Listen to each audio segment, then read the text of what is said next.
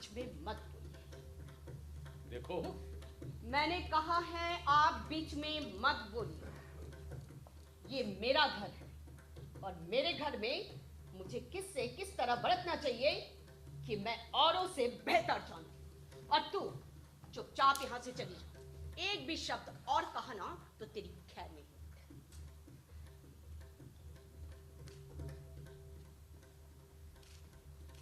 लेकिन मामा, मैंने तुझे कहा अंदर जाने को। पर मामा वो तू नहीं सुनेगी ना। चल मैं तुझे बताती हूँ। चलिए अंकल, आप जल्दी बैठिए ना। मेरा सुबह जाना ही उचित होगा। क्यों? आपको तो मुझसे कुछ बात करनी थी ना। हाँ, लेकिन इस वक्त तुम ठीक मूड में नहीं। मैं बिल्कुल ठीक मूड में। मामा, वो अंकल कह रहे थे कि डैडी की तबीयत ठीक नहीं है। घर से बाहर जाकर तेरी डैडी की तबीयत कब ठीक रहती है? मामा, तुम बहुत थक गई हो, अच्छा होगा थोड़ा आराम कर लो। मैं बिल्कुल ठीक हूँ बिन्नी। कहिए आप, क्या कहना है आप? अब ज्यादा बात नहीं करना चाहता, केवल एक बात कहना चाहता हूँ। तुम किसी तरह उस आदमी को छुटकारा नहीं दे सकती। छुटकारा? मैं उसे? कितनी उल्टी बात है ये। उल्टी बात नहीं है, जिस तरह से तुमने उसे बांध रखा है अपने साथ। मैंने बांध रखा है उसे अपने साथ। ये आपके सिवा और कोई नहीं कह सकता। क्योंकि और कोई उतना जानता भी तो नहीं जितना कि मैं जानता हूँ। आप हमेशा यही मानते आए हैं कि आप बहुत ज्यादा जानते हैं। नहीं, महेंद्रनाथ के बारे में हाँ, और जानकर ही कहता हूँ कि तुमने अपने शिकंजे में उसे इस तरह कस रखा है कि वो अब अपने दोनों पैरों पर चलने लायक भी नहीं रहा। अपने दोनों पैर? अपने दोनों पैर कभी थे भी उसके पास? कभी की बात क्यों करती हो? जब से तुमने उसे जाना है, उससे 10 साल पहले से मैं उसे जानता रहा हूँ। इसीलिए शायद जब से मैंने उसे जाना तब तक उसके अपने दोनों पैर रहे ही नहीं थे। मैं जानता हूँ सावित्री, तुम मेरे बारे में क्या क्या सोचती और कहती हो। जरूर जानते होंगे, लेकिन कितना कुछ है जो सावित्री कभी किसी के सामने नहीं कहती। जैसे? लेकिन बात तो आप करने आए हैं ना। नहीं, पहले तुम ही कर लो बात। बिन्नी, तुम थोड़ा अंदर जाना। नहीं, मैं चाहती हूँ बिन्नी यही रहे। तो फिर ठीक है, अब कह डालो जो कहना चाहती हो। कहने से पहले एक बात पूछना चाहती हूँ कि आदमी किस हालत में सचमुच एक आदमी होता है? पूछो कुछ नहीं, जो कहना है वो कह डालो।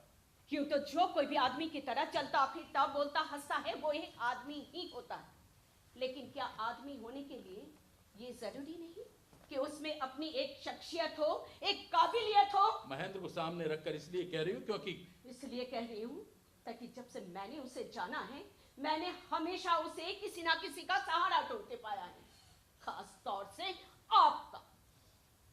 ये करना चाहिए या नहीं, जुनेजा से पूछ लूं। वहां जाना चाहिए या नहीं, जुनेजा की राय ले लूं। छोटी सी छोटी चीजें खरीदनी है तो भी जुनेजा के पसंद से, बड़े से बड़ा खतरा उठाता है तो भी जुनेजा के सलाह से। यहाँ तक कि मुझसे शादी करने का फैसला उसने कैसे लिया? जुनेजा के हामी भरने से। मैं दोस्त हूँ उसका, उसे भरोसा रहा है मुझ पर। और उस भरोसे का नतीजा कि उसे अपने आप पर किसी चीज के लिए भरोसा ही नहीं रहा। जिंदगी में हर चीज की कसौटी जुनेजा। जो जुनेजा सोचता है, जो जुनेजा चाहता है, जो जुनेजा करता है, वही उसे भी सोचना है, वही उसे भी चाहना है, वही उसे भी करना है। क्यों? क्योंकि जुनेजा तो एक पूरा आदमी है अपने में, और वो खुद एक पूरा आदमी का आधा चौथाई भी नहीं है, आधा और अधूरा।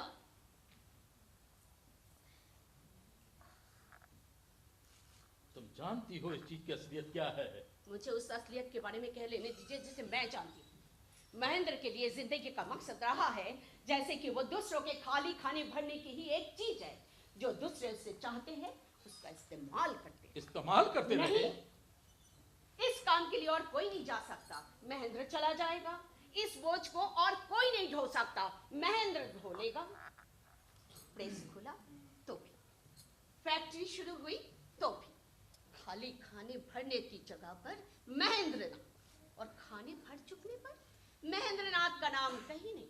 महेंद्र तो अपना हिस्सा पहले ही ले चुका है, पहले ही खा चुका है, और उसका हिस्सा ये दूसरे तीसरे चौथे दर्जे की घटिया चीजें, जिससे कि वो सोचता रहा कि उसका घर बन रहा है।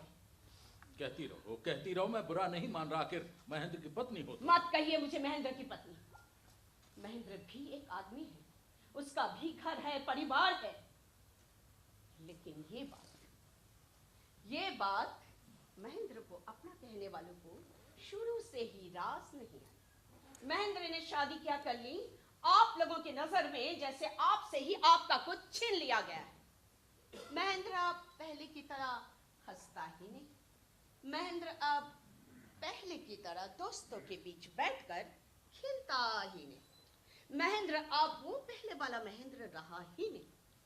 और महेंद्र जी जान से यही कोशिश करता रहा कि वो किसी भी तरह वही महेंद्र बना रहे, ताकि कोई ये ना कह सके कि वो अब पहले वाला महेंद्र रहा ही नहीं। और इसके लिए वो रात दिन घर के अंदर छटपटाता है, दीवारों से सिर पटकता है, बच्चों को पीटता है, बीवी के घुटने तोड़ता है।